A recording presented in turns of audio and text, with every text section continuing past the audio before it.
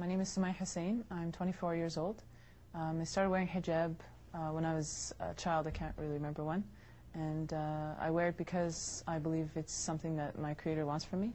And I also believe it's a benefit to myself. My name is Sonia Khan. I'm 32.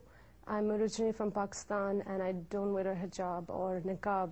Hello, my name is Sheikha El Kathiri. I'm 20 years old. I've been wearing the niqab for 1 year and I do it to please my Creator and as part of completing my faith.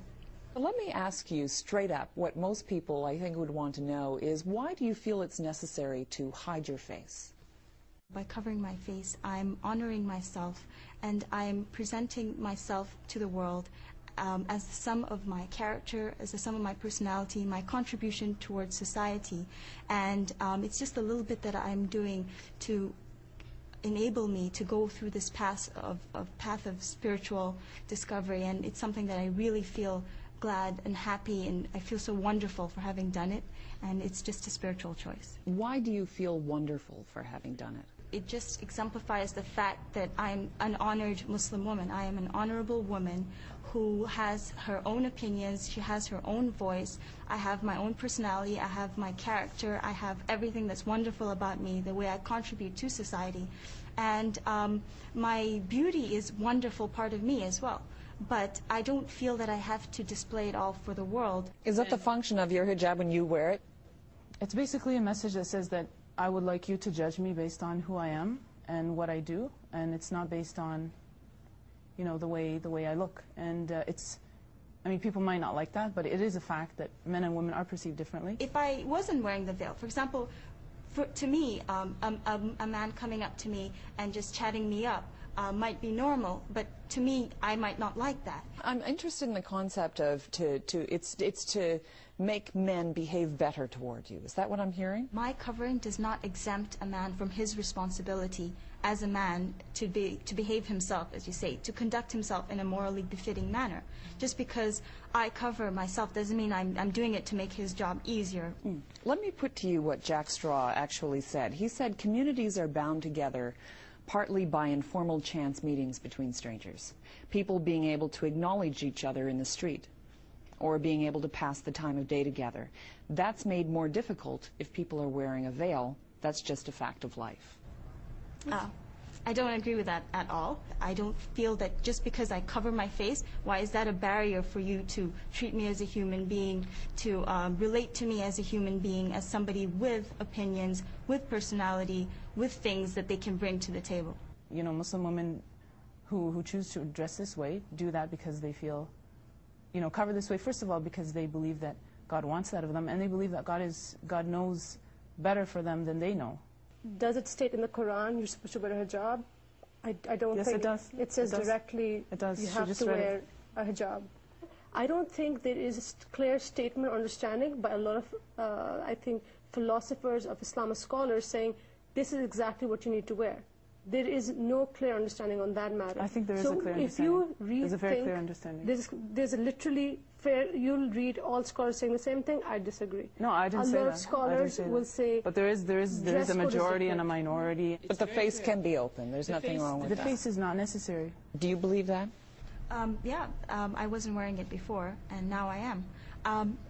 There are people who do believe that the face is obligatory, but I think that it's their choice in the end. Sonia, what do you think the message is when you see a veiled woman? We need to question, okay, I'm living in Canada, I'm wearing a hijab, I'm covering up my face. Am I going to be somebody who will bring people together, Jews, Christians, Muslims? I don't think so. Am I going to be the one who will be a philosopher, bringing new ideas to the table, actually getting people to get involved in the community? I think you'll create more barriers. It's not you, it's them. It's as in the people around you. They're stereotypes, they're perceived notions. All I'm saying is, as a Muslim, you're a missionary at heart.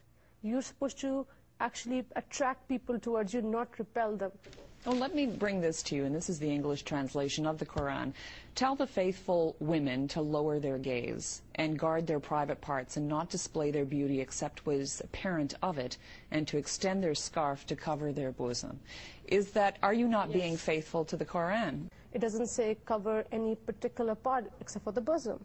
So I think it's about the humility of it, and there's no kind of implication of what item do you need to wear. We need to integrate, we need to assimilate, and we need to be able to move from one culture to the other without looking like something out of a different era. I don't think it creates any barriers. I don't think you have to assimilate in all ways. I think you should assimilate in the basic human ways of goodness and helping others, but you shouldn't have to assimilate in your dress, because what is dress? It's just superficial. No, it's not.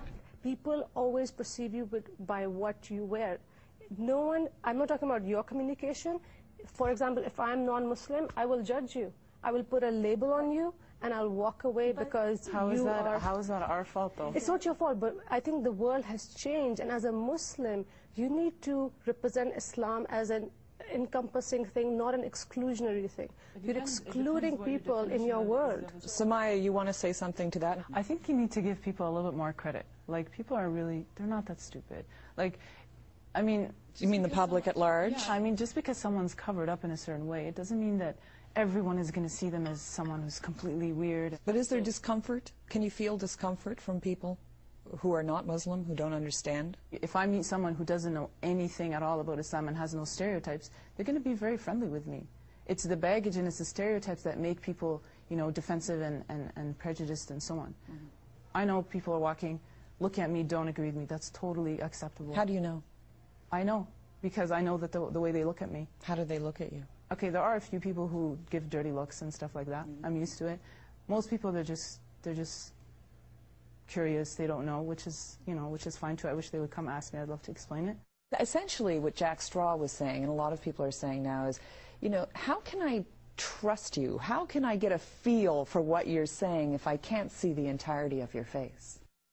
Well, let me ask you a question. How do you get a feel for what somebody's saying when you talk to them on the phone?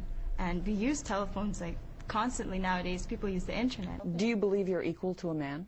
Oh, the thing is that I do believe I'm equal to a man. Why don't men wear the same kind of equivalent if men are equal to women? Why is that? Where is the equality? Let's ask, why do you think that is, that men are not required? Presumably God made, we can all agree on this, God made all of us, right? He made my face, your face, a man's face. Why would he require a woman to cover some aspect of herself and not a man? Covering yourself is something that's natural to us. We cover parts of ourselves that we think is not for public consumption.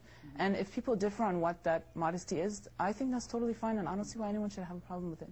And the issue of equality in dress, I mean, men also have their own dress code that they can't just walk around wearing whatever they want. So if Jack Straw if you were in his office and he said, would you mind removing the veil so I could talk to you in the presence of another woman, what would you say? I would say I do mind. Why does it bother you that I have to remove it in front of you? Can't you communicate with me as a normal human being? I don't think that the fact that I'm wearing a veil prevents you from communicating with me as a normal human being in a normal way. And I don't see why you have to get me to do this thing, to take off my veil. Perhaps for you it's something that you feel strongly about, or you want me to do it for your own comfort, your own benefit. But I don't think it really is bothering you. I don't think it is. And it definitely doesn't bother me. Sonia, your last word. What do you think about the issue of veils and when someone is fully veiled?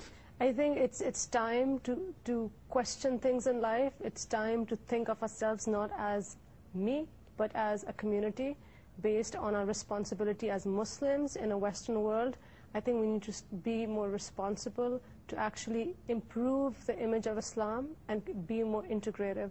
Samaya, what do you think? Frankly, I think it's ridiculous to say that people have a bad image of Islam because of the way people look, because someone has a long beard or someone's covering her head, or even her face. And that stereotypical connection may come up in what you're wearing, exactly, in the visible symbol. But the fact that there's a stereotype doesn't mean that I have to give up what I believe. If I believe something is right, I'm going to do it. You know, I think people need to accept the fact that people differ. You know, their opinions are different. They're going to believe different things. They're going to think that, you know, something is better for me, or, you know, and another person will disagree. I mean, honestly, I don't see what the big deal is. My priorities in life are different than somebody else because my priority is spiritual first and foremost. And also, when I cover, I'm perfectly fine with myself. Like I'm not ashamed of myself. I have very high self-esteem, and I'm fine with the way I look. I'm fine with my body, and I just think that if I'm fine with it, then everybody else shouldn't feel badly towards me. I understand your concern, and I'm very, I thank you for your concern if anybody is concerned, but I'm fine. I want to thank you all very much for coming in and talking, and I'm sure you're anxious to break the fast today and go eat. Thank you. Okay.